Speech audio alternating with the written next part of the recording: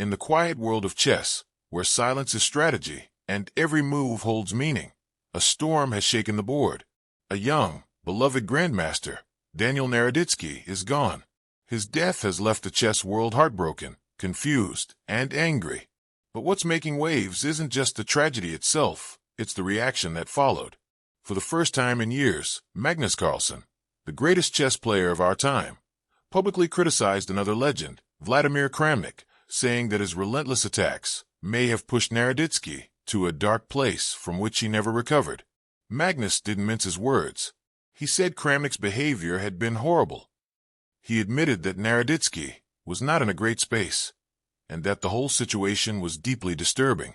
Coming from Carlsen, a man who rarely comments on drama, this wasn't just another opinion. It was a wake-up call to an entire community. To understand why this moment has become so explosive, we have to go back a few months. Daniel Naroditsky, or Danya, as fans called him, wasn't just another grandmaster. He was the heart of online chess. A brilliant player, a passionate teacher, and one of the most loved streamers on Twitch and YouTube. His soft-spoken voice, his sharp insights, and his deep love for the game made him a favorite even among casual fans. He made chess feel human. But behind that calm voice was a man who, quietly, was fighting a battle he never chose. Vladimir Kramnik, a chess titan, former world champion, and one of the greatest minds to ever sit at a board, had become obsessed with what he saw as an epidemic of online cheating. Over the past year, Kramnik began accusing several players of using computer assistants during games. Some of his claims were about anonymous users, others about famous names. And then he turned his focus on Daniel Naraditzki. Kramnik started posting graphs, game statistics, and screenshots, suggesting that Naroditsky's performance online was unnaturally accurate. He never provided concrete proof, but the tone was clear. He was convinced something was wrong. Fans were shocked. How could Kramnik, a legend, publicly go after someone as respected and clean as Naroditsky? The accusation spread fast, especially on social media. Some defended Kramnik, saying he was fighting for the integrity of the game. Others said he had crossed a line, targeting someone without evidence and putting his mental health at risk. For Naroditsky, it must have been unbearable. A man who spent years teaching chess to millions suddenly found his honesty questioned by one of the greatest champions in history. Imagine waking up every day to hundreds of messages, people debating your name, calling you a cheater, and doubting everything you've built. Even if you're innocent, that kind of pressure is crushing. Magnus Carlsen saw all this unfold, and for a while he stayed silent. But after Naroditsky's death, he spoke up.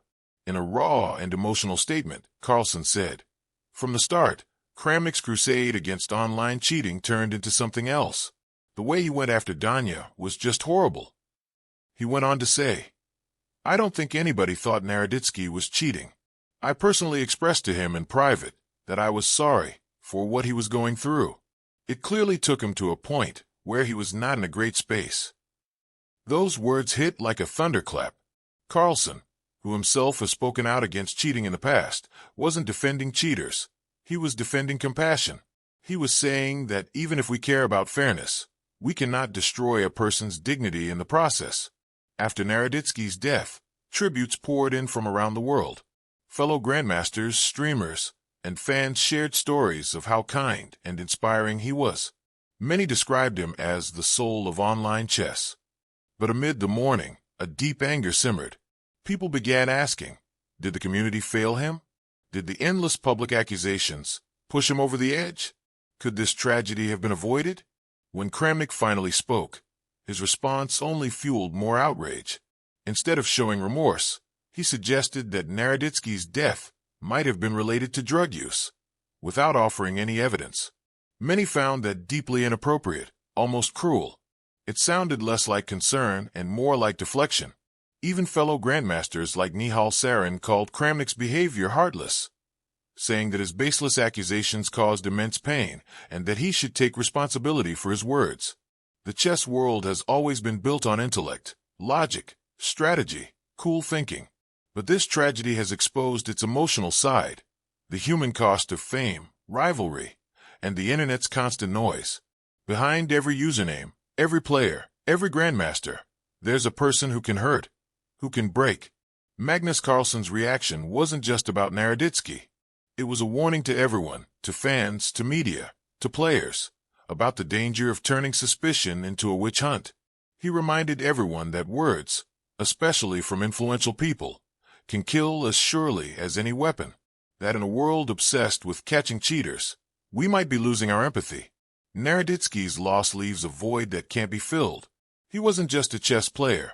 He was a teacher to millions, a mentor to young players, a voice of kindness in a world that often prizes cold logic over compassion. His death has forced everyone to look in the mirror and ask, what kind of community are we building? One that uplifts its members, or one that destroys them when doubt creeps in? In the end, Magnus Carlsen's words echo louder than ever, not as an attack, but as a plea. A plea for decency, for empathy, and for responsibility. Because in chess, one wrong move can cost you a game. But in life, one cruel word can cost someone everything.